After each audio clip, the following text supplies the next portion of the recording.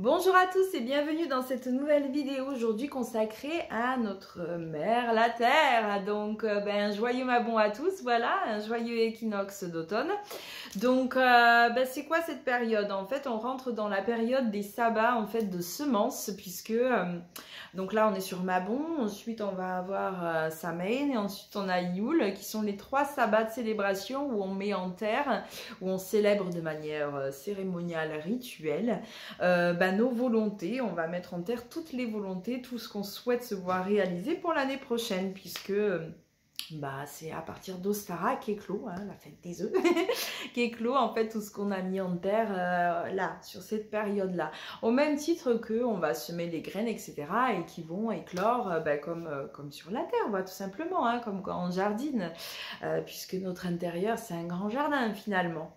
Voilà, donc moi j'en prends réellement conscience encore plus parce que depuis bien plus d'1 an, je suis vraiment dans cette rigueur de célébration rituelle en compagnie de l'énergie réellement créatrice de notre Terre et de la Lune, hein, parce que je suis vraiment là-dedans. Moi je n'ai pas de croyance personnelle, enfin...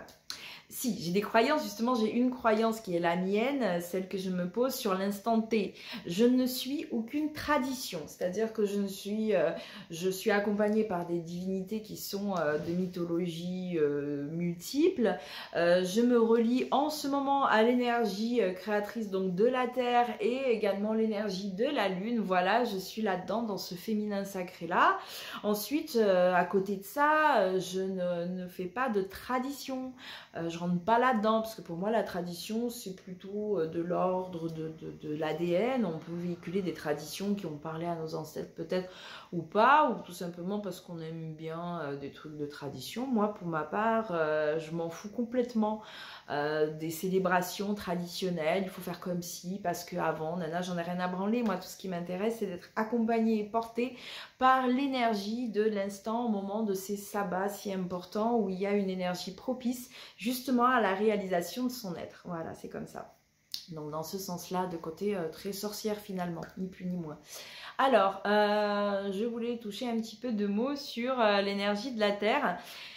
Alors vraiment à l'image de l'humain, hein, de notre corps humain, nous avons un papa et une maman. Voilà, nous avons fait ce choix en conscience au moment de l'incarnation. D'abord, on choisit est-ce qu'on veut être un garçon ou une fille. Physiquement parlant, attention, je précise pour mes amis homosexuels qui me regardent, le genre sexuel n'a absolument rien à voir avec le genre physique. Hein. C'est deux choses, voilà, hein, je le précise parce que je ne voudrais pas qu'on confonde. Donc on choisit d'être un garçon ou une fille physiquement parlant. Et ensuite, on choisit un papa et une maman.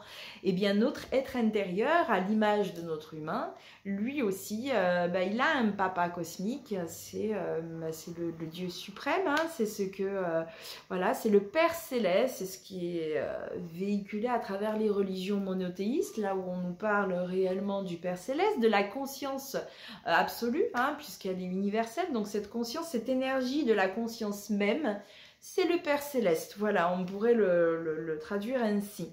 Alors bon, les religieux, Jésus a réellement été incorporé par l'esprit du Christ. Oui, tout ça c'est ok. Il nous a apporté l'information donc sur la conscience universelle et le lien au Père Céleste, etc. Ok. Il nous a donné une autre information, le lien au magnétisme de notre mère de la Terre, hein, qui nous porte, puisque la matière elle-même, le fait que la matière soit une mise en forme de notre vibration, ça, c'est déjà un être à part entière qui produit ça. L'esprit même de la nature, de la matière, c'est notre mère, la Terre. C'est Gaïa qui fait ça. Voilà, c'est Gaïa et là-haut, il y a Dieu. Voilà, réellement, on est les deux. On est l'entre-deux. Nous, l'humain, on est l'enfant de la fusion entre le ciel et la terre. Et d'ailleurs, dans des religions plus ancestrales, dans des croyances antérieures au monothéisme, on le voit beaucoup, ça, ce lien terre-mère.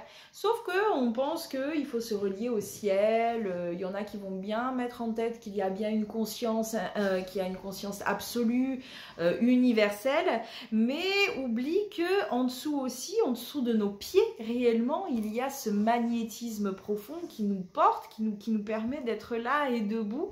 Et ça, c'est notre mère. Et si vous oubliez l'un, ou même dans l'autre sens, si vous oubliez l'autre, vous êtes un être incomplet.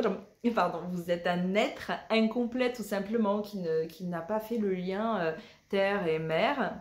Et Père, ciel. Et donc, tout comme à l'image des personnes qui ont des problématiques dans leur vie, qui ne se reconnaissent pas être totalement leur père et totalement leur mère, si au niveau de votre être intérieur, vous ne faites pas ce lien, et bien là aussi, il y a une distorsion et donc l'énergie n'est pas fluide. Voilà, c'est important de le dire. Donc, qu'est-ce que je voulais rajouter par rapport à ça ? Par rapport au monothéisme, voilà, effectivement, Jésus nous a apporté une information, en tout cas Christ nous a apporté une information. Elle n'a pas été véhiculée entièrement. Pourquoi? Parce qu'à l'époque, les hommes de l'époque souhaitaient en fait obscurcir en fait le lien, en tout cas de l'importance de la femme, du féminin sacré.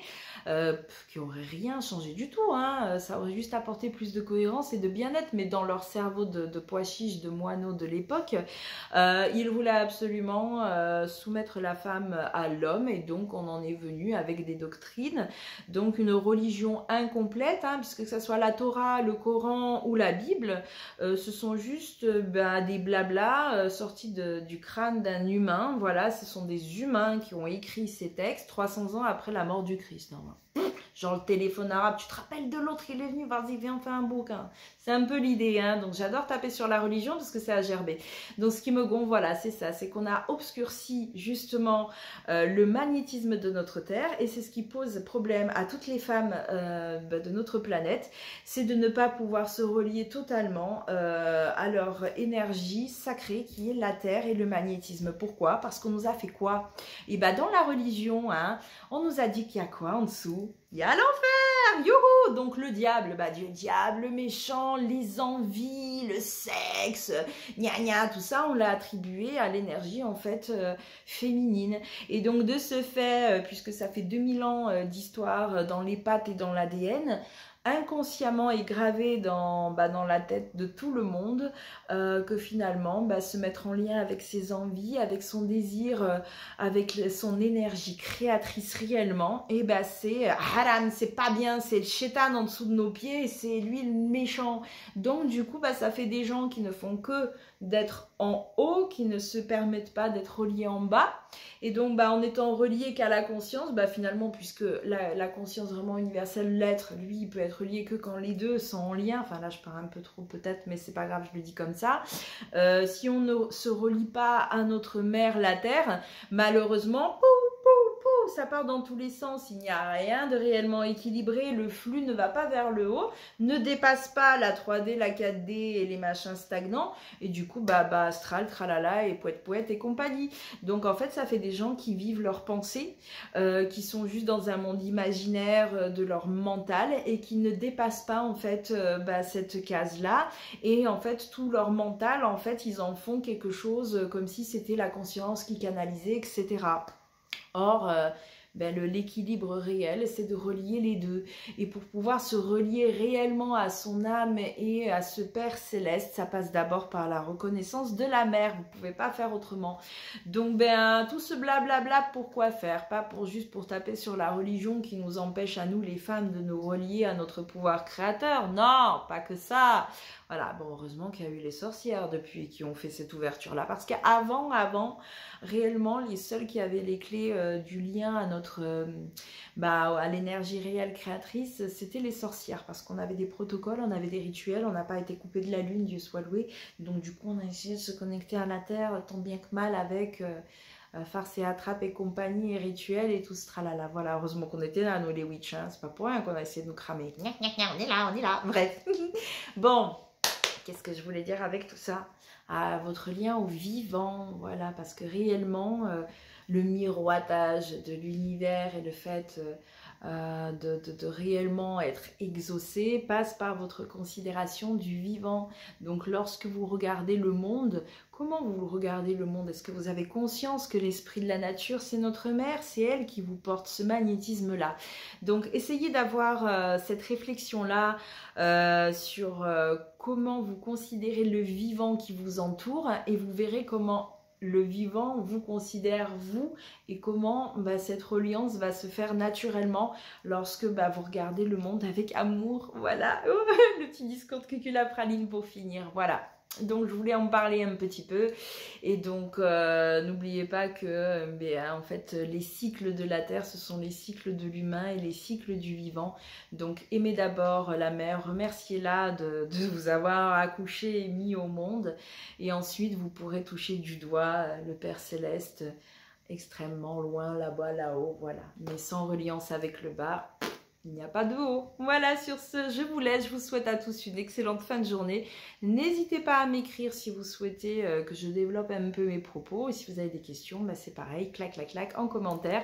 Et je prendrai beaucoup de plaisir à vous répondre. Sur ce, des bisous et à bientôt.